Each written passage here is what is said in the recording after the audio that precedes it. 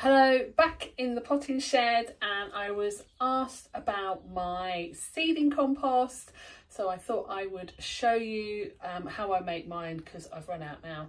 I need to make another batch. So I always make it in parts, so measures can be a measure of this, or it could be a measure of that. It can be anything as long as that's just counting as a measure. So I always sieve everything because I've shown you before there are large lumps within the compost, and there's also quite a lot of rubbish as well, and you want to eliminate all that. You want a really nice fine tilth of soil for your little seeds to settle into and for the seedlings to grow up in. So first thing I've got is I have a measure of coir, and this coir is really good because it has a bit of fertiliser in there as well. So I'm just going to shake that. I'm going to shake that now, hang on. So I've just given that a shake, and I want to show you all the detritus that's in there. So this is quite husky stuff. It's not going to do your seedlings any good. However, this stuff is perfect for your wormery if you're going to do a wormery. So I just collect all this up and just stuff it in the wormery because it acts as bedding for the worms, so it's really, really useful. So coir is a really good substrate. It holds on to moisture, so if you've got your little plants and seedlings, it will hold the moisture, so when the roots are tapping down, they've got the coir to adhere to and wick up the water from. Next I've got a measure of my worm compost, so I'm just going to shake that out. There will be rubbish in this as well, but not much because the worms have done such a brilliant job.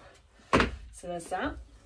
And then lastly, I have got a measure of seed starting compost. Now this is a bit contentious because I use compost that has got peat in it because the peat free stuff is awful.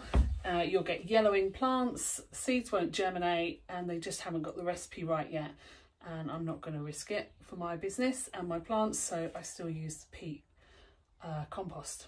But you can see I probably use 2 small bags a year, so it's not that much because I'm mixing it in with my coir and with my own worm compost as well. So I've got that in my sieve, and I'm going to sieve that as well. And there you go, that is quite a lot of lumps there, so I need to press that through.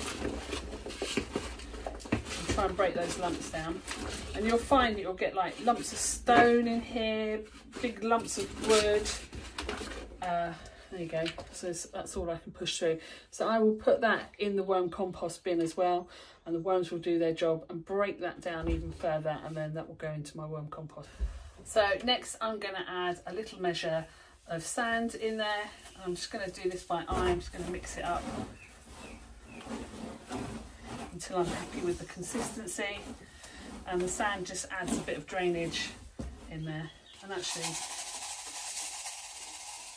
I'll add the whole pot of that. I'm going to mix that up. It's a bit of ASMR,